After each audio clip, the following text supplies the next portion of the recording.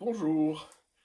Alors, ce week-end dernier, j'animais un stage avec José Leroy qui présente une pratique ou une pratique qu'on appelle la vision sans tête, qui est un nom un peu étrange, mais qui dit bien ce que ça veut dire. Et je voulais juste vous partager les réflexions que je me fais par rapport à cette pratique. Cette pratique, elle est juste là pour faire prendre conscience que en moi, il y a quelque chose qui regarde le monde. On appelle ça la conscience. Mais bon, la conscience, c'est un mot qui est un peu bateau. C'est juste la conscience, le fait qu'il y ait un espace en moi, un grand espace qui peut accueillir le monde et en prendre conscience. Si vous observez le, le papyrus qu'il y a derrière moi, vous l'accueillez dans votre conscience et vous le voyez, enfin vous l'avez vu avec vos yeux, mais ce qui en a pris conscience, c'est votre conscience en vous. Alors, dans d'autres traditions, c'est ce qu'on appelle l'observateur impassible, parce qu'en fait, si je suis juste là en tant qu'observateur, je ne réagis pas avec le monde.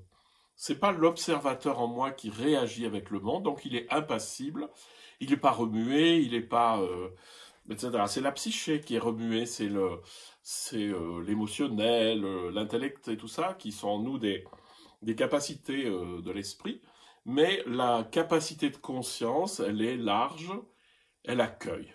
Hein. Et donc, dans toutes les traditions, vous allez retrouver cette idée de quelque chose qui accueille le monde. Chez Maître Eckhart, par exemple, ça sera très clairement identifié à Dieu.